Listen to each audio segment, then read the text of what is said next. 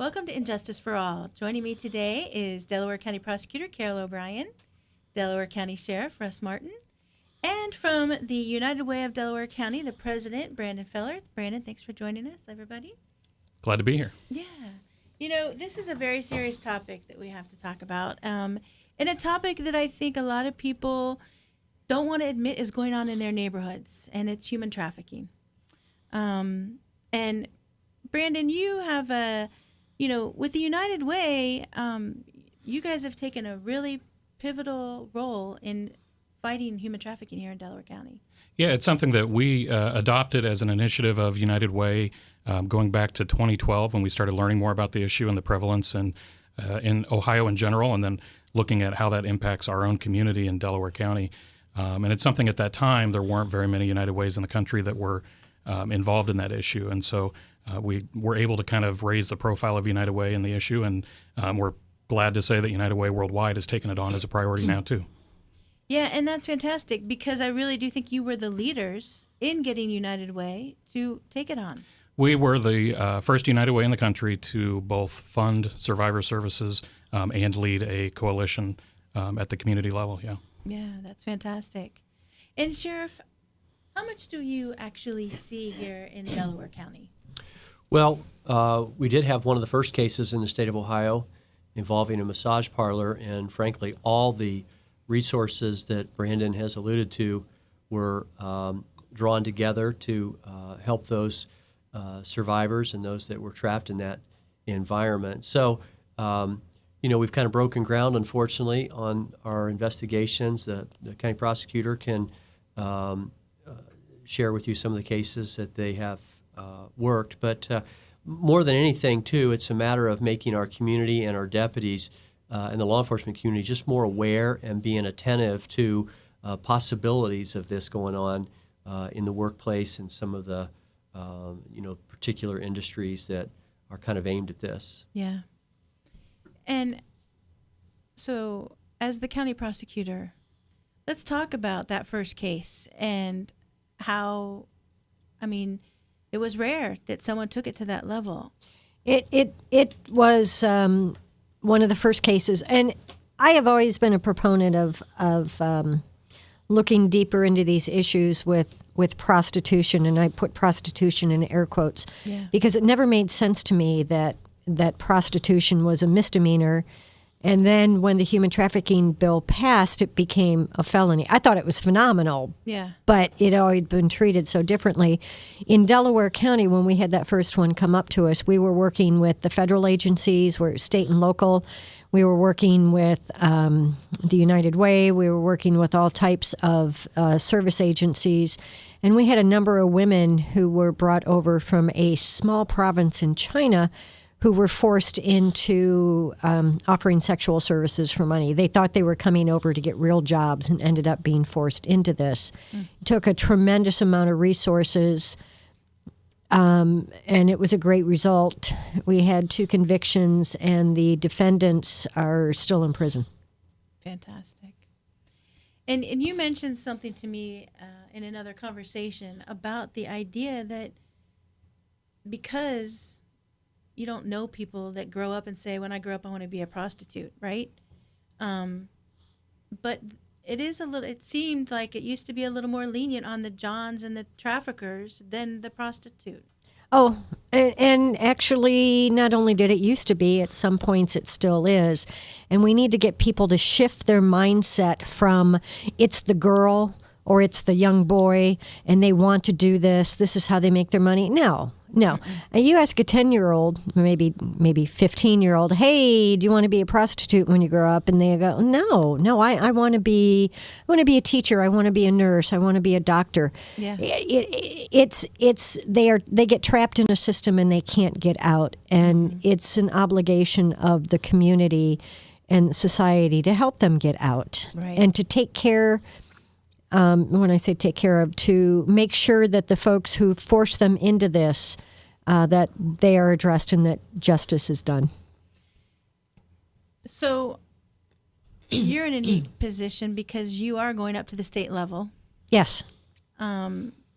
Is something to work on that level is stiffer penalties for traffickers? Well, the penalties right now are pretty stiff. You're looking at felonies of the first and second degrees. So you're looking at significant prison time if convicted. What we need to do is make sure that the resources are used to build the cases appropriately, try the cases appropriately, and make sure that we educate the public about that this is not prostitution, this is human trafficking. Right. So, Brandon, let's talk a little bit about the services that you offer. And how does a young girl who finds herself in the situation of being trafficked find you? Oh, it's through a number of different avenues, and it could be because law enforcement has conducted a raid, and that's resulted in somebody being freed, or there were arrests and referrals for somebody that needs treatment or assistance. In some cases, our service partners, Salvation Army, they're out every week doing street outreach and trying to build a relationship with women that are out on the streets that are actively being pimped and under pimp control, but trying to build that relationship so that they feel like when they have an opportunity to leave and get out, that they have a safe place to go. And so really trying to build those relationships and services. Unfortunately, there's a myriad of issues that they come with. It's not just that they were being trafficked. There's often mental health and trauma situations. Sure. There's addictions, health issues. So it really requires a wraparound service approach to make sure that they're healthy and are able to stay out of that lifestyle. So, how many people have you guys stat-wise seen in the last? Do you have stats for that? Yeah, every year in Delaware County, we, with the partners of Salvation Army, serve close to 80 to 90 individuals that are either trafficked in Delaware County or are from Delaware County elsewhere in the country that have been trafficked. Interesting statistics that we've seen through the youth risk assessment, risk behavior assessment, is that 8% of Delaware County high school youth had indicated that they were forced to participate in sexual activity when they didn't want to. 40 students in Delaware County reported that they had traded sex for something of value, like shelter, food, cash, drugs. And so we know it's happening more than what we see in Delaware County. Wow, that's awful. And I think that is something, the awareness idea, because, parents, probably don't see it or don't want to see it. And what are some things that maybe, do you work with parents as well to help make them aware of things to look for? Well, we want to make sure everybody knows what to look out for and for those red flags. Unfortunately, what we see often is that it's people that have been marginalized that don't often have that strong family structure. Sure. They're often runaways. They've been kicked out for whatever reason, abandoned, and kind of on their own, and then come under the protection, again, air quotes, of somebody else that's going to help provide for them, and they don't realize they're stepping into that life of trafficking. Yeah, I think Brandon's done a good job of alluding to the complex nature of this too, and it's and really, as Carol's indicated, it's kind of a paradigm shift in how people see these survivors. It was long overdue. Not just looking at the whether it's prostitutes or the indentured servants as they've gotten themselves in a situation. It's voluntary. It's what they want to do, but by and large, they're being exploited, and they're a vulnerable population, whether it's a language barrier, whether it's a substance abuse issue, whether there are accompanying mental health issues. And, as Brandon talked about our high school students too, the nature of using technology to share nude photographs and sexting, we've seen that quickly turned around to extort money and services from other teenagers for fear of public ridicule or contact in their families. So there's a lot more nuance and subtlety to this than what people just consider that kind of traditional human trafficker. But it covers a pretty broad array of concerns. And something I want to point out is when I talk to parent groups, I say, how many of you check your children's phones? And it's shocking because all the parents raise their hands. when I talk to student groups and say, how many of your parents check your phone through social media? About 10, you know. So the number is an amazing difference. And why that's important is because social media allows an ability to contact folks who might be, and Brandon used the word marginalized, and I want to flesh that out a little bit. It doesn't necessarily mean someone who doesn't have all the benefits of someone else. It may be someone who's just home alone every day after school, and so they get on the phone and or on the computer, someone's really nice to them. Hey, you want to meet? Yeah. You know, everyone made fun of those stings. I can't remember the guy who did them, where he'd have people come to the house, they're going to meet with a teenager. Yeah. Chris Hansen. Thank you, Chris Hansen. But that happens a lot.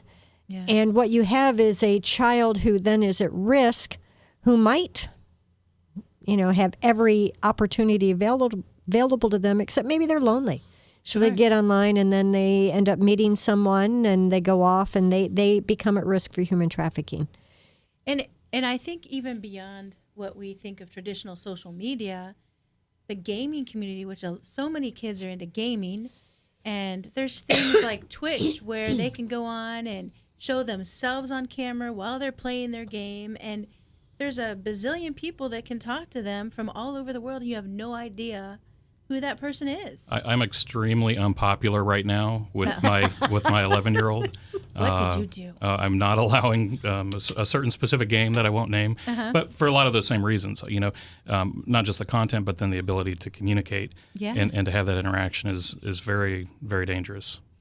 Well, when you keep in mind that we teach our children to be polite to strangers and adults, so if someone contacts them unexpectedly on a device, the response is not necessarily, hey, I'm not going to talk to you, but I'll be nice to you, which then encourages the behavior. So we have to look at different ways to protect our kids. Right. Yeah, I appreciate Brandon's candor in regard to maybe not being so popular in his own home, and I've talked about it before on this radio program, is the responsibility of parents not just to be a friend, but to be a parent. Yeah. And, you know, sometimes that tough love is, it's easier said than done, but I think the parents, one of their primary roles is to protect their children. And you're not being a hovering parent if you're checking on these areas of vulnerability through their social media, or just not allowing them access to certain things, or, you know, making sure that maybe the gaming's done in an open room where everybody's watching and there's some additional accountability. But again, so much of this falls on the parents' responsibility as to how they're going to raise their children, the risks that they're going to share with them, and you know, continue to make them informed. And sometimes you just got to draw a tough line in the sand. Sure. And I just want to add something real quickly. Children's devices are not protected by the Fourth Amendment from their parents. You may or may not be, quote, violating their privacy, but not their privacy rights. I was that parent who would, because my children are older, we're not saying how old, I would go through their garbage cans and pick out notes that they'd written to their friends. So it's, that's not fair. No, protection trumps everything. Right. So, Brandon, tell me a little bit about the things that you have seen from the women that have come through, or men. So it is, that's an excellent point. I mean, it is predominantly female, but there are a number of cases that are male. I think the sheriff pointed out at the beginning that it's also labor. So it's not always sex trafficking. It can be labor trafficking. It can be both, which it's kind of what I would consider the massage parlor case to be, a mix of both labor and sex trafficking. But it's often it's one of those situations where people, at least initially, didn't understand the situation that they had been put in. They were they had an addiction that was being used against them, or they had a need for attention and love, and somebody came alongside and said, you know, I've got you. You're my person. You know, I'll take care of you. And then it just pimp, the gorilla, the Romeo pimp and the gorilla pimp, two different styles. But absolutely, I think a lot of times people don't realize, and even we've seen on down the road after maybe there's an arrest or something, sometimes people don't even realize then the extent that they've been manipulated. It really is. You don't have to chain someone to traffic them or to take advantage of them. You can twist their insecurities and their mental capacities to accomplish what you want to do, and they don't even realize it. And so that's what's really really sad about it, is just kind of helping them work through the trauma that they've been through, and understanding that there's hope and help on the other side. You know, I think one of the things that I saw in the news that I was really surprised about was that conventions tend to draw a lot of these kind of situations. I don't want to name any specific, but you know, I will. Okay, go ahead. Conventions, sporting events. They've already made a number of arrests down at the Super Bowl site. 33, yeah. Wow. You have the Arnold draws, because it draws an international group of people to Columbus, Ohio, and it's wonderful, but you still have that dark side that you need to reach out to and address. World Series, anytime you have a major sporting event, a major musical event, your conventions, your political conventions, that draws the human traffickers. And, you know, and this is something, too, for people that attend these type of events, because I never, ever thought about the Arnold when I've gone to it in past years, of looking next to you and seeing a very odd couple that maybe you think there's something just not right. She's not there with her dad. It's not her dad. Who is it that she's there with? I mean, sometimes you don't see it there, but sometimes you do. And I think there's some things to look for. And if you see something, the old saying, say something, you got to watch out for your fellow humans. Yeah, absolutely. I mean, the hotline number, if you have a tip or if something doesn't seem right, to Polaris is 1-888-373-7888, and that is the organization that manages the national hotline, is called Polaris Project. So obviously, always report something if you think something's not right or out of place. But the other thing I think that is important to understand with this whole issue is the underpinning of all of it is economics. Yeah. It's at the heart of it, it's supply and demand, just like any other type of exchange or business. And as you have demand, they will find supply. And we talked about there's not a supply of young girls that say, I want to be a prostitute when I grow up. Right. So you have to find a way to manipulate them. That's where that trafficking and manipulation piece comes into play. So many people, I think, see it as well, if we just make it legal, then that'll solve the problem. People won't be taken advantage of. They can choose. There's not enough supply of women legally that are interested in doing this. That are going to choose to do it. You still will have, but your demand will increase, and you will still have the manipulation. Yeah. Yeah, I think it's unfortunate in this country that the issue of immigration, migration, and refugees has gotten lost in the political rhetoric. But I think, well-intended people, those that understand the dynamics of these issues, we want to control the issues of migration for the safety of those that are coming into this country. And I don't think it's irresponsible to have reforms in this area that we can allow for quality reviews and control over those people that are coming to the country to protect those that are being brought in, so to make sure they're not being exploited. Yeah. And, too many people are just using this, as a political pawn and not really thinking through some of the consequences. Again, with a population that, as Brandon's talked about, can be marginalized, can be exploited, coming here with the intent of improving their life, but being managed or manipulated by others who are taking advantage of that situation. So, again, that's why it's necessary, I think, at the federal level to have quality discussions in regards to immigration reform. Yeah. Brandon, tell me a little bit about what's next for you guys. I mean, where do you see you guys stepping in to really help fight human trafficking even more? Well, I think we're always at a disadvantage on awareness. We always need to increase the awareness, both of what the issue is, but really an understanding of it. I think over the last 5 years, we've done a really good job of getting that term out in front of people. Yeah. I think everybody's heard of the term human trafficking. Unfortunately, I think the challenge is not everybody still understands what that means, Sure. or it looks different to different people.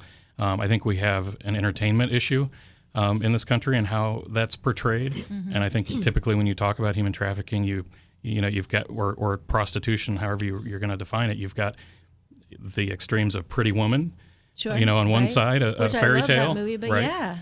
Or you've got the movie Taken, which was very violent and very much a kidnapping type thing. So these kind of cement in people's minds what human trafficking is, and I think we have to continue to break through those barriers and really explain what this is, and then that it's not just as simple as the police show up and do a raid and free people and they all live happily ever after. Right. It takes years of support and health and mental health services. And that's very expensive, and I don't think that we fund that adequately in our country. So that's something that I think we'll continue to do advocacy on and awareness in general about the issue. Yeah, and I think, like you said, the years part. I mean, people may not realize. I know someone that at 13 was taken, and think about a 13-year-old. You said your son is 11. 11, yeah. And they're kids, and all of a sudden they're thrust into this adult world where they're basically told to wear adult clothes and do things that they didn't even imagine because they were playing with their games and fun friends a day before or whatever. It changes these people, and it's very sad that these things happen. But what's even sadder is that they don't feel that they can come home if they get home and tell their parents what happened because the shame value. How do we work on helping people that may have been put in this situation realize, talk about it? You can get help. Yeah, I talk routinely about compassion fatigue, and we live in a world where we're exposed to a lot of information, and unfortunately, a large part of that is negative information. Yeah. So first of all, I think people need to continue to, as Brandon's talking about, the humanitarian side of taking care of our fellow man and woman, and so those are issues that we need to continue to encourage as a community. We do for each other, and then I did want to interject too that I speak a lot on the value and the power of our intuition.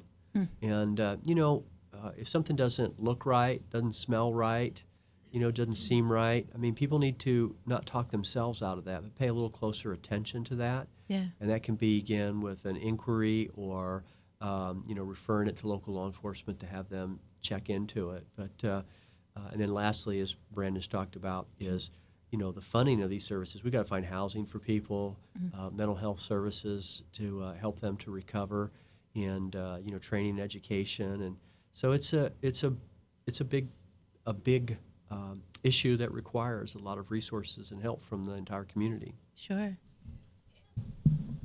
And I just want to add, as a parent, and it's hard to get this through to children, that parents are very forgiving and their love for their children is so expansive. Yeah. And so it would be nice if we could get across to these people, boys and girls, children, that it's okay.